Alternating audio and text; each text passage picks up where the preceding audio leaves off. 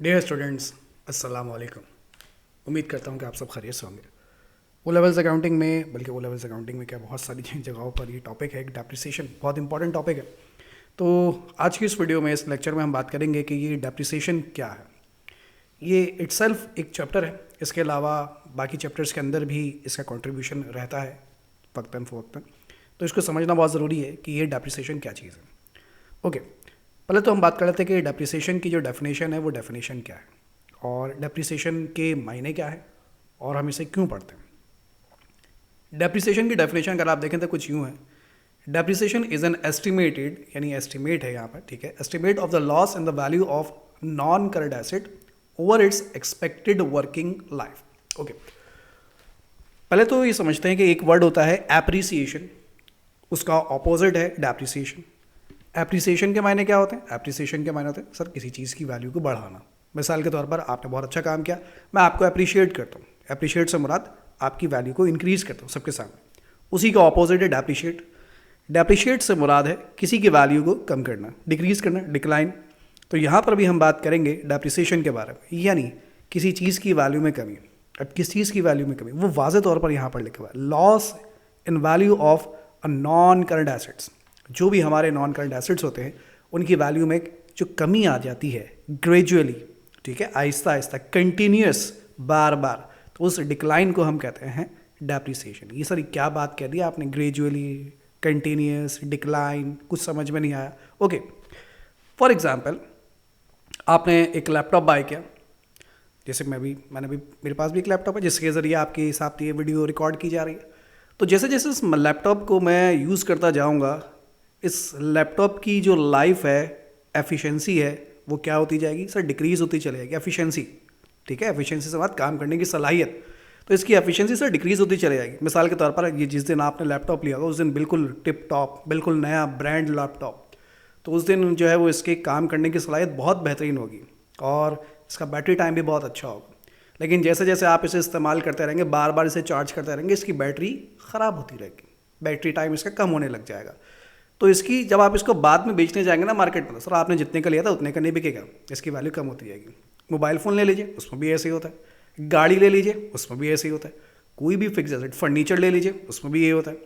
कोई भी non current asset जो भी आपके घर में, आपके ऑफिस में, जो भी आपके सामने इस वक्त मौजूद है, नॉन करंट एसेट तो पता है ना भाई, कोई भी नॉन करंट एसेट आपके सामने है, जैसे ही आप उसे अपने सामने रखते हैं, माइंड में थोड़ी देर के लिए सोचिएगा कि क्या इसकी वैल्यू पहले के मुकाबले में अब भी उतनी है, जिस दिन मैंने लिया था जो वैल्यू थी, क्या आज भी इसकी वैल्यू उतनी है? तो आपका जवाब मिलेगा नहीं सर, आज इसकी वैल्यू कम हो गई। तो वो जो हमारे नॉन करंट एसेट्स हैं उनकी वैल्यू में जो भी डिक्लाइन, कमी आती है, उस कमी को क्या कहा जाता है? उस कमी को कहा जाता है डेप्रिसिएशन। ठीक है जनाब। Over it's expected working life, जितनी उसकी लाइफ होगी उतना ही उस पर डेप्रिसिएशन भी होगा। चलिए आइए एग्जाम्पल की बात कर लेते हैं। यहाँ पर बहुत ज़रूरी एक चीज़ है यहाँ पर जिसको समझना थोड़ा सा इंपॉर्टेंट मैं समझता हूँ। ये जैसे मैंने आपको एग्जाम्पल दी लैपटॉप की कीमत में कमी आ जाएगी। भाई क्यों कमी आ जाएगी? कॉजेज़ की बात कर लेते हैं, साथ साथ कॉजेज़ भी पढ़ लेते हैं। सर लैपटॉप की कीमत में कमी क्यों आ जाएगी?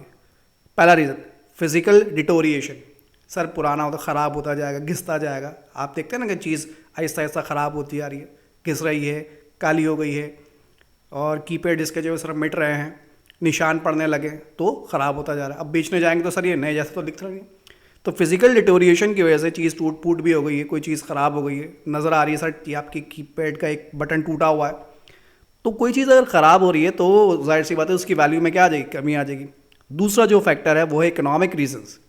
इकोनॉमिक रीजंस की वजह से भी वैल्यू में कमी आती है। यानी कि मिसाल के तौर पर जिस कीमत पर पहले लैपटॉप खरीदा गया था आज इस कीमत पर नहीं मिलता, आज कम कीमत पर मिलेगा क्योंकि इस लैपटॉप की डिमांड कम हो गई है। सर अब मार्केट में नए मॉडल के लैपटॉप्स आ गए, अब उनकी डिमांड ज़्यादा है, सर अब वो लैपटॉप ज़्यादा बिकेंगे, तो इनकी डिमांड कम हो गई है। यानी कि पैसेज ऑफ टाइम, वक्त गुजरने के साथ साथ इसकी कीमत में कमी आ गई। तो जो भी आपके पास एसेट मौजूद है, मिसाल के तौर पर लैपटॉप है, तो लैपटॉप जैसे जैसे पुराना होता जाएगा, वक्त गुजरता जाएगा, उसकी काम करने की सलाहियत भी कम होती जाएगी और वक्त गुजरने के साथ साथ उसकी एफिशिएंसी भी कम होती चली जाएगी, तो उसकी कीमत में कमी आती चली जाएगी। इसी तरीके से गाड़ी ले लीजिए, काम करने की सलाहियत आहिस्ता आहिस्ता, पहले गाड़ी बहुत अच्छी चलती थी, है ना, काम कम निकालती थी, ख़राब कम होती थी। अब जब से गाड़ी पुरानी हुई सर हर 2 हफ्ते बाद गाड़ी में कुछ ये मसला, कभी वो मसला, क्यों हो रहा है ऐसा? क्यों? क्योंकि उसकी काम करने की सलाहियत क्या होती जा रही है? कम होती चली जा रही है। तो काम करने की सलाहियत अगर कम होगी तो जाहिर सी बात है उसकी वैल्यू भी क्या होती जाएगी सर उसकी वैल्यू भी मार्केट में आहिस्ता आहिस्ता कम होती चली जाएगी। तो वो जो कमी आती जा रही है हमारे नॉन करंट एसेट्स की वैल्यू में, उस कमी को ही क्या कहा जाता है? डेप्रिसिएशन कहा जाता है। लेकिन ये कमी आती किस वजह से? उसकी वर्किंग लाइफ की वजह से। जैसे जैसे उसकी वर्किंग लाइफ घटती चली जाती है उसे काम करने की सलाहियत भी कम होती चली जाती है, और जिसकी काम करने की सलाहियत कम हो जाएगी उसकी वैल्यू भी क्या हो जाएगी सर? कम हो जाएगी। मिसाल के तौर पर मैं अपनी मिसाल ले लेता हूँ। आज से कुछ साल पहले मैं बिल्कुल यंग था, माशाल्लाह क्या दिन थे वो भी, खैर वो तो यादों में चला गया। कुछ साल पहले जब मैं बहुत यंग था तो मेरी पढ़ाने की जो सलाहियत थी वो शायद बहुत ज़्यादा थी। मैं शायद सुबह से लेकर रात तक खड़े होकर पढ़ा सकता था और बच्चों को टॉलरेट भी कर सकता था, उनके मजाक को, उनके लेट आने को और उनकी जो शरारतें हैं उनको। लेकिन जैसे जैसे मैं बूढ़ा होता जा रहा हूँ, ठीक है, जैसे जैसे मैं बूढ़ा होता जा रहा हूँ, यानी जैसे जैसे मेरी उम्र गुजरती जा रही है, तो उसी तरीके से मेरे खड़े होने की, यानी सुबह से लेकर रात तक शायद अब पढ़ाने की हिम्मत ना होती हो, थोड़े टाइम के बाद मैं थक जाता हूँ, या फिर बच्चों को टॉलरेट नहीं कर पा रहा हूँ, लेट आना मुझसे बर्दाश्त नहीं हो रहा। शायद भाई एज फैक्टर है ना एक, जैसे बूढ़े होते जाते चिड़चिड़े हो गए बहुत, तो हो सकता है कि शायद वो फैक्टर भी मेरे अंदर आने लगे। तो अब सोचिए कि कोचिंग वाले, मैं किसी कोचिंग में जाकर पढ़ाऊँ, किसी कॉलेज में अगर जाकर पढ़ाऊँ, तो वो कौन से टीचर को प्रेफर करेंगे सर? वो जो सुबह से लेकर रात तक पढ़ाए भी और माहौल भी खुशगवार रखे, बच्चे भी खुश हों। तो जाहिर सी बात है मेरी वैल्यू आहिस्ता आहिस्ता क्या होती जाएगी सर? आपकी वैल्यू आहिस्ता आहिस्ता कम होती चली जाएगी कोचिंग सेंटर में। क्यों? क्योंकि मेरी जो वर्किंग लाइफ है वो आहिस्ता आहिस्ता घटती चली जा रही है। तो डेप्रिसिएशन का ताल्लुक बेसिकली बनता है आपके नॉन करंट एसेट्स की लाइफ से। जैसे जैसे आपके नॉन करंट एसेट की लाइफ घटती चली जाएगी वैसे वैसे उसकी कीमत में भी कमी आती चली जाएगी, और उसी कमी को हम नाम दे देते हैं किस चीज़ का? डेप्रिसिएशन का। सर क्या बिल्डिंग की वैल्यू भी कम होती है? ये आया है सवाल, क्या बिल्डिंग की वैल्यू भी कम होती है? जी सर बिल्कुल, बिल्डिंग की वैल्यू भी डेप्रिशिएट होती है, यानी बिल्डिंग की वैल्यू में भी कमी आती है। नहीं सर, हम जिस घर में रहते थे वो तो हमारे वालिद साहब ने कोई 3 लाख का लिया था वो घर, आज वो घर 3 करोड़ रुपए का हो गया, तो सर बिल्डिंग की वैल्यू तो बढ़ गई। अब आप ज़रा इस बात को समझिएगा कि आपकी बिल्डिंग की वैल्यू नहीं बढ़ी है, आपकी बिल्डिंग जिस ज़मीन पर है उस ज़मीन की वैल्यू बढ़ी है, बिल्डिंग की वैल्यू नहीं बढ़ती। बिल्डिंग आपका नॉन करंट एसेट है और लैंड एक और दूसरा नॉन करंट एसेट है। ये 2 अलग अलग नॉन करंट एसेट्स हैं, दोनों को मिलाकर एक घर बन जाता है आपका, ठीक। तो बिल्डिंग की वैल्यू कम होती चली जाती है आहिस्ता आहिस्ता। क्यों? क्योंकि बिल्डिंग की कोई ना कोई लाइफ होती है, कोई ना कोई उसकी वर्किंग लाइफ है। आप एक बिल्डिंग लेकर छोड़ दें, हर 15-20 साल बाद उसके अंदर रेनोवेशन के काम की ज़रूरत पेश आती है। कभी सर दीवारें झड़ रही हैं, कभी ये ख़राब हो रहा है, कभी वो। क्यों? क्योंकि उसकी लाइफ है, उसे मेंटेन करना पड़ता है, उसके अंदर रेनोवेशन करवानी पड़ती है, ठीक है। तो आपके बिल्डिंग की भी लाइफ है। तो जैसे जैसे आपकी बिल्डिंग पुरानी, आपने कभी देखा है सर ये पुरानी कंस्ट्रक्शन का घर है सर इसकी वैल्यू कम होगी, सर ये नई कंस्ट्रक्शन का घर है इसकी वैल्यू ज़्यादा होगी। क्यों भाई? वजह ये कि जो नई बिल्डिंग है उसकी अभी लाइफ शुरू हुई है, और जो पुरानी कंस्ट्रक्शन है उसकी लाइफ सर पुरानी हो गई है। तो जो पुरानी बिल्डिंग होगी उसकी लाइफ पुरानी हो गई है, यानी कि उसकी जो एफिशिएंसी है वो कम हो गई है, तो उसकी वैल्यू भी कम हो जाती है। बिल्डिंग की वैल्यू बिल्कुल कम होती है। लेकिन सर हमारा घर 3 लाख से 30 लाख 3 करोड़ का कैसे पहुंच गया? वो ऐसे पहुंच गया कि आपके घर की वैल्यू तो नहीं बढ़ी, लेकिन आपका घर जिस ज़मीन पर बना हुआ है उस ज़मीन की वैल्यू बढ़ती है। तो सर ज़मीन की वैल्यू क्यों नहीं कम होती? रीज़न कि ज़मीन की कोई वर्किंग लाइफ नहीं होती है। समझ आई बात? डेप्रिसिएशन का ताल्लुक बेसिकली है लाइफ से। जिसकी भी लाइफ होगी उसकी कीमत में कमी आएगी, जिसकी लाइफ नहीं होगी उसकी कीमत में भी कमी नहीं आएगी। जितनी भी चीज़ें आप उठाकर देख लीजिए, लैपटॉप, मशीन, फर्नीचर, गाड़ी, मोबाइल फ़ोन और जो भी आपके दिमाग में आए, बिल्डिंग, इन सब की कोई ना कोई लाइफ है। तो इन सब की कीमतों में कमी आएगी, उस कमी को कहा जाएगा डेप्रिसिएशन। लेकिन क्योंकि लैंड की कोई, ज़मीन की कोई लाइफ नहीं होती, आप ज़मीन लेकर छोड़ दें 200 साल 500 साल तक ज़मीन वैसी की वैसी ही रहेगी, तब तक जब तक खुदा की तरफ से कोई अजाब ना आ जाए तब तक आपकी ज़मीन वैसी की वैसी ही रहेगी, ख़राब नहीं होगी, क्योंकि ज़मीन की कोई लाइफ नहीं होती। इसीलिए ज़मीन की कीमत में कमी भी वाक़ई नहीं होती है। ठीक है जनाब, तो मैं उम्मीद करता हूं कि आपको डेप्रिसिएशन के मायने समझ में आ गए। डेप्रिसिएशन के मायने क्या बनते हैं कि सर जो भी एसेट हम इस्तेमाल करते हैं, नॉन करंट एसेट्स, वक्त गुजरने के साथ साथ with the passage of time या उसकी जो चीज़ें हैं उसकी ख़राबी के बाइस उसकी वैल्यू में आहिस्ता आहिस्ता कमी आती रहती है। उस कमी को क्या कहा जाता है? डेप्रिसिएशन कहा जाता है। ठीक, ओके। अब एक एग्जाम्पल के जरिए हम डेप्रिसिएशन के दो मेजर कॉन्सेप्ट्स को समझते हैं। एक मैचिंग प्रिंसिपल है और एक प्रूडेंस। प्रूडेंस तो हम बचपन से मतलब कितने सारे चीज़ों में हम प्रूडेंस का लफ्ज़ पढ़ते हुए आ रहे हैं, तो प्रूडेंस समझते हैं और मैचिंग समझते हैं। सपोज कीजिए मैंने एक मशीन परचेज़ की है जिसकी कॉस्ट है $10,000। ठीक, परचेज़ की मैंने 1 जनवरी 2021 को, और जब मैंने इसे परचेज़ किया तो जाहिर सी बात है मैंने इसे मशीन यानी as a non current asset के नाम से रिकॉर्ड किया होगा। ये तो आपको पता ही होगा कि मशीन अगर बाय किया तो मशीन नॉन करंट एसेट है, तो मैंने अपने नॉन करंट एसेट के नाम से इसे रिकॉर्ड किया। किस अमाउंट से? $10,000 से। ठीक, अब एक साल गुजरा। एक साल गुजरने के बाद क्या होगा? जैसे मैं 1 जनवरी 2001 से दिसंबर 31 2021 पर आया, तो मैं अज्यूम करता हूँ, अंदाज़ा हो गया सर 1 साल गुजर गया, तो 1 साल के बाद मेरी मशीन की वैल्यू, अंदाज़ा लगाता हूँ कि शायद सर इसकी $1,000 जो है इसकी वैल्यू गिर गई। क्यों? क्योंकि अब मशीन पुरानी हो गई, अब इस मशीन की वो एफिशिएंसी नहीं रही पहले जैसे काम करती थी। 1 साल गुजर गया, 1 जनवरी से दिसंबर 31 तक हम पहुँच गए, तो सर इसकी $1,000 मेरे हिसाब से इसकी वैल्यू जो है वो गिर जानी चाहिए। मेरा अंदाज़ा जहाँ तक बनता है, एक अंदाज़ा लगाया हमने, क्योंकि हमने जो डेफिनेशन पढ़ी थी उसमें एस्टिमेट कवर था। डेप्रिसिएशन जो है वो एक एस्टिमेशन है। ठीक, तो मेरे अंदाजे के मुताबिक सर $1,000 जो है वो इस साल वैल्यू गिर जानी चाहिए। अब अगर $1,000 इस साल वैल्यू गिर जानी चाहिए तो $1,000 का मेरा क्या होना चाहिए? सर ये आपका बन जाना चाहिए expense. Why it is an expense? Because this amount can not be recovered. अब अगर आप इस मशीन को मार्केट में बेचने जाएंगे तो अब ये मशीन आपको $10,000 की नहीं मिलेगी, बल्कि आप कितने की बिकेगी अब ये मशीन? अगर ये बेचने जाएं तो सर अब ये मशीन बिकेगी $9,000 की। अब जो इसकी करंट वैल्यू है मेरे मुताबिक वो कितनी बनती है?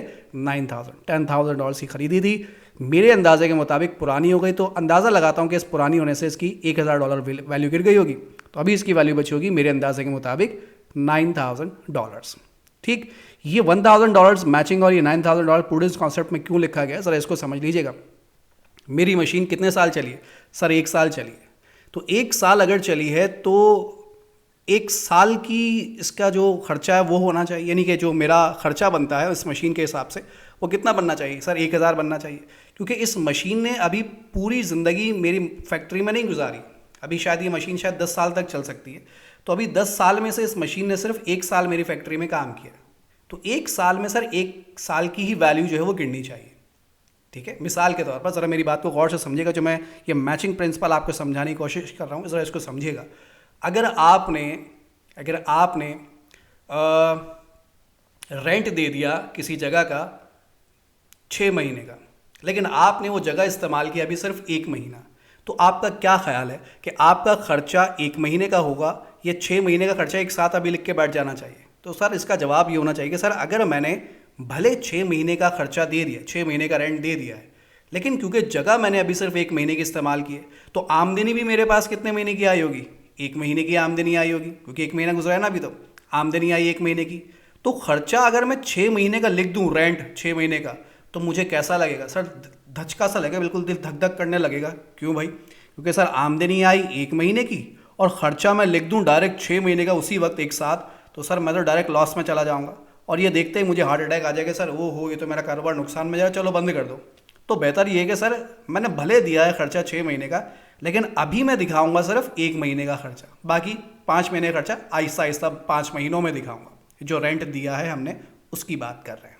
ठीक, तो इसी तरीके से इस मशीन को खरीदने के लिए मैंने $10,000 खर्च किए हैं। ठीक है, लेकिन इस $10,000 को मैं पूरा अपना एक्सपेंस अभी नहीं दिखा सकता। 2021 जो पहला ईयर है, 2021 में मैं इसको पूरा अपना एक्सपेंस नहीं दिखा सकता। बेशक ये आहिस्ता आहिस्ता ये पैसा खर्च होगा, ठीक है, लेकिन अभी इस पूरे को एक्सपेंस नहीं दिखाना चाहिए।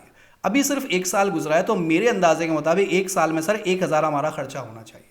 तो अभी जो मैं अपना खर्चा दिखाऊंगा, अपने एक्सपेंसेस में शो करूंगा, वो सिर्फ 1,000 एक्सपेंस शो करूंगा। किस वजह से? कि सर मेरी मशीन की वैल्यू गिर गई है $1,000, तो मेरा जो एक्सपेंस बनेगा वो $1,000 बनेगा। ये है मेरा मैचिंग प्रिंसिपल। मैचिंग प्रिंसिपल का मतलब क्या है कि जिस ईयर में आप मौजूद हैं, जिस पीरियड में आप मौजूद हैं, उस पीरियड में उसी पीरियड की आप अपनी आमदनी लिखिए और उसी पीरियड के आप अपने एक्सपेंसेस भी लिखिए। उसके आगे या उसके पीछे के एक्सपेंसेस उसमें शामिल ना कीजिए। तो यहाँ पर मेरी मशीन क्योंकि 1 साल इस्तेमाल हुई, तो खर्चा भी, यानी कि जो मेरी मशीन का खर्चा बनता है वो कितना बनता है? $1,000 बनता है। बेशक मैंने मशीन पर $10,000 खर्च किए, लेकिन $10,000 को मैं पूरा अपना एक्सपेंस नहीं लिख सकता, क्योंकि ये अभी एक्सपेंस पूरा खर्च हुआ नहीं है, ठीक है। अभी जो मेरा पैसा खर्च हुआ वो कितना खर्च हुआ, सिर्फ $1000। तो आप जो अपना एक्सपेंस शो करेंगे, सर $1000 मेरा एक्सपेंस है, ये है मेरा मैचिंग प्रिंसिपल। और प्रूडेंस प्रिंसिपल तो आपको याद होगा, never over state your assets. अपने एसेट्स को कभी भी ओवर स्टेट ना कीजिए, ज़्यादा रिकॉर्ड ना कीजिए।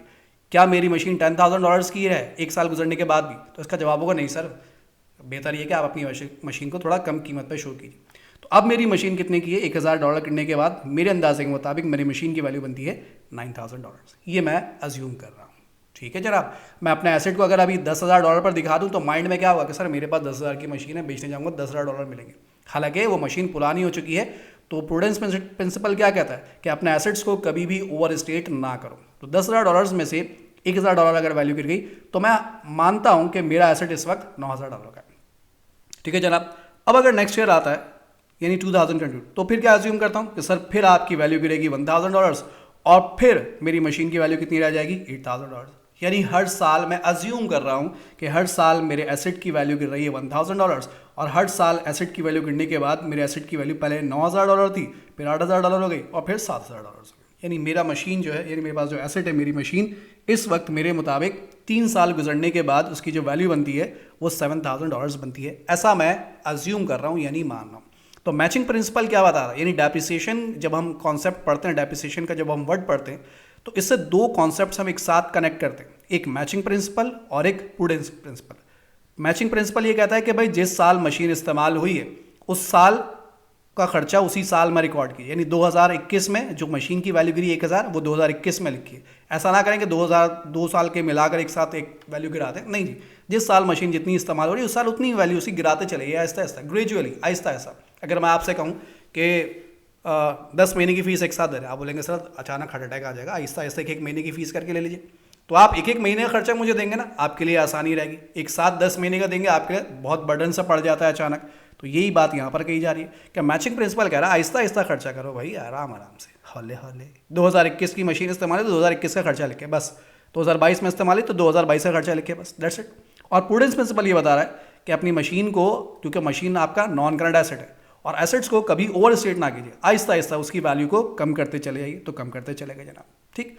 अब मेरी मशीन की जो कॉस्ट थी, कॉस्ट का जब वर्ड सुने तो इससे मुराद है जिस कीमत पर आपने उसे बाय किया था।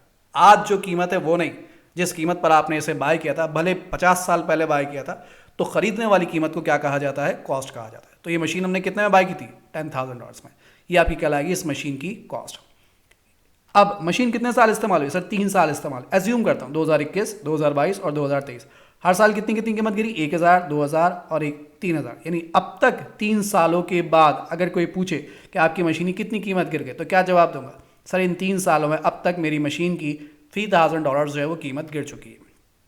अब तक जो कीमत गिरी है जब से मशीन ली थी, यानी 2021 से लेकर 2023 तक, यानी 3 सालों में, शुरू से लेकर बचपन से लेकर जवानी तक, अब तक इस मशीन की जो कीमत गिरी है उसे कहा जाता है एक्यूमुलेटेड डेप्रिसिएशन या फिर प्रोविजन फॉर डेप्रिसिएशन। और अमेरिकन में एक और इसका लफ्ज़ इस्तेमाल होता है अलाउंस फॉर डेप्रिसिएशन। कोई भी वर्ड इस्तेमाल कर लीजिए, आपके लिए बेहतर ये कि जो आपके सिलेबस का लफ्ज़ है वो इस्तेमाल कीजिए, यानी प्रोविजन फॉर डेप्रिसिएशन। और इसी को क्या कहा जाता है, एक्यूमुलेट। एक्यूमुलेट के मायने क्या होते हैं, सम करना, डेप्रिसिएशन का सम कर लिया।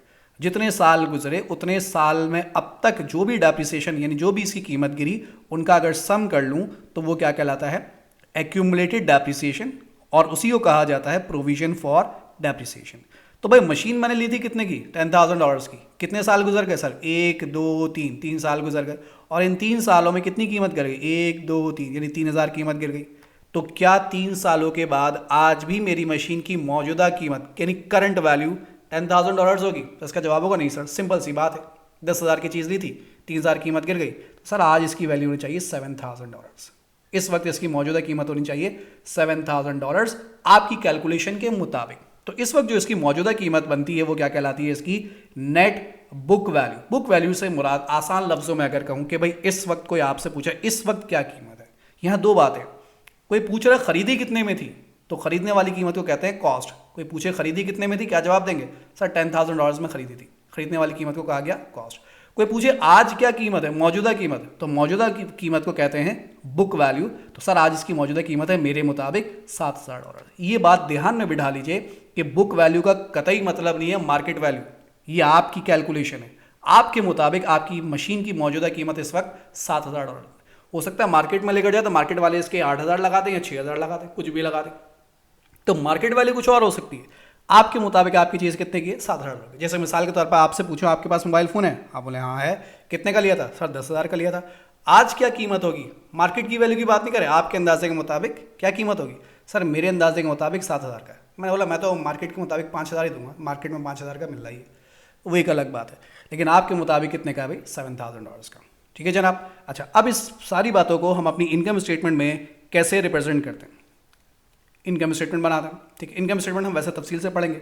इनकम स्टेटमेंट में रिप्रेजेंट करने का प्रोसेस क्या है, जैसे मिसाल के तौर पर अज्यूम करता हूँ आपने अपनी इनकम शो की, इनकम कितनी है आपकी $40,000, पता नहीं क्या क्या इनकम होगी इसके अंदर।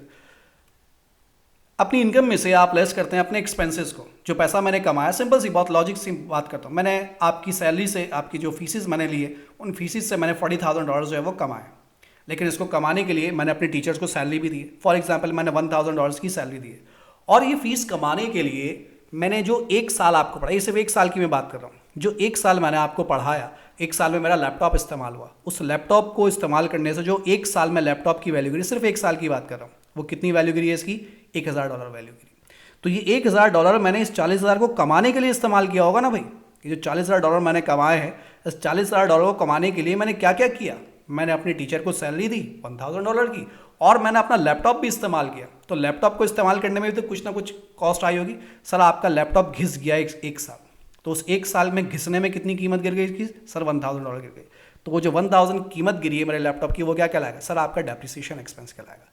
तो मेरा जो खर्चा बनता है इस साल का, वो कितना बनता है, $2,000, यानी $40,000 को कमाने के लिए मैंने $2,000 खर्च किए। यही है मेरा मैचिंग प्रिंसिपल, कि जो आपने इस साल अपनी आमदनी कमाई है, उस आमदनी को कमाने के लिए इस साल जितने खर्चे किए वो सब इसमें लिख दीजिए। तो सर इस साल आपने 2 खर्चे किए, एक सैलरी का खर्चा इस साल हुआ, और इस साल डेप्रिसिएशन का खर्चा सिर्फ कितना हुआ, $1,000 सिर्फ इस साल। आप पूरा नहीं लिख सकते 3,000, क्यों, क्योंकि एक साल में मशीन सिर्फ $1,000 ही चली, तो एक साल का खर्चा सिर्फ एक साल के दौरान ही लिखा जाएगा। तो इस हिसाब से मेरा खर्चा कितना बनता है, 2,000। तो 40,000 कमाने के लिए मैंने $2,000 खर्च कर दिए, तो मेरे पास कितने बचे, सर आपके पास थोड़ी टाइपिंग मिस्टेक हो गई है, यहाँ पर $38,000 होना चाहिए माजरत के साथ। ओके, तो मेरा जो प्रॉफिट बनता है वो कितना बनता है, $38,000 मेरा प्रॉफिट बनता है। यह कहलाएगी मेरी इनकम स्टेटमेंट। अच्छा, अब आ जाते हैं हम बैलेंस शीट, जिसे बैलेंस शीट भी कहा जाता था, और इसे अब कहा जाता है स्टेटमेंट ऑफ फाइनेंशियल पोजीशन। वो मैं लिख रहा था, बहुत लंबा हो गया था, तो मैंने मुख्तसर करके इसे बैलेंस शीट ही लिख दी, स्टेटमेंट ऑफ फाइनेंशियल पोजीशन। यानी मैं अपना एसेट अपना दिखाऊं, तो अपना एसेट कैसे दिखाऊंगा, मिसाल के तौर पर मशीन मेरी जिस कीमत पर खरीदी गई थी, कॉस्ट, उस मशीन की कॉस्ट क्या थी, यहाँ पर भी लिखी हुई है, यहाँ पर भी लिखी हुई है। मशीन मैंने ली थी $10,000 की। ये मशीन मैंने फिलहाल सिर्फ एक साल की बात करता हूँ, एक साल जब मैंने इस्तेमाल की तो भाई इसकी कीमत गिर जाएगी। जब कीमत गिर जाएगी तो वो इसमें से क्या कर देना चाहिए मुझे, लेस। तो मैंने यहाँ से लेस किया, लेस प्रोविजन फॉर डेप्रिसिएशन। एक साल में कितनी कीमत गिरी, सिर्फ मैं एक साल की बात कर रहा हूँ। ये जो डाटा है ना यहाँ पर, ये सिर्फ एक साल का शो कर रहा हूँ, यानी 2021 का डाटा शो कर रहा हूँ। तो एक साल में मेरी मशीन की कितनी कीमत गिरी है, $1,000 कीमत गिरी थी। $10,000 की ली थी, 1,000 कीमत गिर गई। सिंपल सी बात है। अभी क्या कीमत रह गई होगी, सर अभी आपकी कैलकुलेशन के मुताबिक जो इसकी वैल्यू बची होगी वो $9,000। तो पहला साल बिल्कुल यही शो कर रहा था कि 1,000 कीमत गिरी, और मशीन की जो बुक वैल्यू बनती है वो $9,000 बनती है। तो अगर आप अपनी इस इंफॉर्मेशन को अपनी फाइनेंशियल स्टेटमेंट्स में शो करेंगे, तो डेप्रिसिएशन को आप यहाँ पर भी शो करेंगे, और बैलेंस शीट में मशीन में से डेप्रिसिएशन को लेस भी करेंगे। ठीक है जनाब, तो ये मेरी बन जाती है इनकम स्टेटमेंट, और ये स्टेटमेंट ऑफ फाइनेंशियल पोजीशन। अब सवाल ये पैदा होता है, सर आपको कैसे पता चला कि आपके मशीन की वैल्यू 1,000 ही गिरेगी? ये 2,000 भी तो गिर सकती थी, ये 500 भी तो गिर सकती थी, ये $800 भी तो गिर सकती थी, ये $1,500 भी तो गिर सकती थी। तो भाई ये जानने के लिए हमारे पास कुछ तरीके मौजूद हैं। फिलहाल उन तरीकों को आज हम सिर्फ नाम पढ़ेंगे, उनके नाम पढ़ेंगे, उनके बारे में हम तफसीली डिटेल में डिस्कस करेंगे बाद में। हमारे पास डेप्रिसिएशन के 3 मेथड्स हैं सिलेबस के मुताबिक। डेप्रिसिएशन का पहला मेथड है straight line method.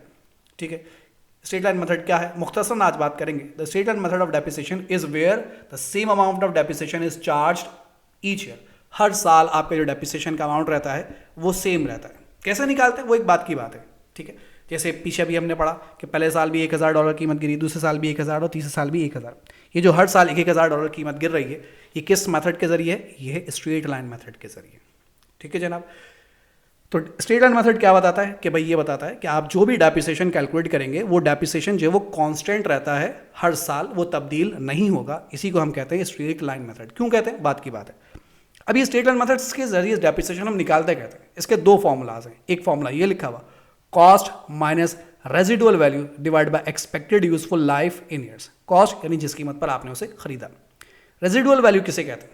Residual value से मुराद ये है कि जब आप इस एसेट को बेचने जाएंगे आफ्टर इट्स यूजफुल लाइफ, यानी 10 साल, अज्यूम करता हूँ मैंने एक मशीन ली $10,000 की जो पीछे थी, अंदाज़ा लगाया $10,000 की 10 साल वो चलेगी। जो मशीन $10,000 की ली है वो 10 साल चलेगी। 10 साल चलने के बाद मैंने दुकानदार से पूछा, ए भाई साहब 10 साल बाद जब मैं इसी को आपको बेचने आऊँगा तो लोगे? कहा हाँ ले लूँगा, $1,000 में ले लूँगा। तो $1,000 में बिक सकती है भाई, 10 साल के इस्तेमाल के बावजूद भी $1,000 में फिर भी बिक जाएगी। तो जिस कीमत पर ये बिक सकती है लाइफ पूरी होने के बाद, उस कीमत को हम कहते हैं रेजिडुअल वैल्यू। ठीक है जनाब, ठीक है। तो ये बनता है हमारा स्ट्रेट लाइन मेथड का फॉर्मूला। जब इसमें हम वैल्यूज पुट करेंगे तो ज़्यादा बेहतर हमें बात समझ में आएगी। स्ट्रेट लाइन मेथड का ही एक और फॉर्मूला भी है, cost minus residual value multiply by rate of depreciation. Cost minus residual value इधर भी कॉमन है, इधर भी कॉमन है। बस अगर आपके सवाल में लाइफ ईयर्स में है तो ये वाला फॉर्मूला इस्तेमाल कर लीजिए, और अगर सवाल में लाइफ ईयर्स के बजाय परसेंटेज में दे दी जाए तो ये वाला फॉर्मूला इस्तेमाल कर लीजिए। दैट्स इट, ये है हमारा स्ट्रेट लाइन मेथड। दूसरा मेथड है हमारे पास रिड्यूसिंग बैलेंस मेथड। इसे हम डिमिनिशिंग बैलेंस मेथड भी कहते हैं, इसे हम डिक्लाइनिंग बैलेंस मेथड भी कह सकते हैं। रिड्यूसिंग बैलेंस मेथड या फिर डिमिनिशिंग बैलेंस मेथड या फिर डिक्लाइनिंग बैलेंस मेथड। ये क्या है? The reducing balance method of depreciation is where the depreciation charge each year decreases as it is calculated on the net book value rather than the cost. Straight line method में आप गौर कीजिए, इसमें हम depreciation किस पर निकाल रहे हैं? कॉस्ट यानी असल कीमत के मुताबिक डेप्रिसिएशन निकालते हैं, क्योंकि असल कीमत हर साल एक ही रहती है। इसी वजह से जो इसका डेप्रिसिएशन है वो भी हर साल क्या रहता है? सेम रहता है। लेकिन रिड्यूसिंग बैलेंस मेथड में हम डेप्रिसिएशन कॉस्ट पर नहीं निकालते, बल्कि किस पर निकालते हैं? नेट बुक वैल्यू पर। अब पीछे जो आप बुक वैल्यू जाकर देखिएगा, वो हर साल बुक वैल्यू क्या हो रही थी? चेंज होती जा रही थी। सोचिए, बढ़ रही थी, कम हो रही थी। पहले साल 9,000, दूसरे साल 8,000, तीसरे साल 7,000। तो sir book value Aahista Aahista gradually decrease होती जा रही थी।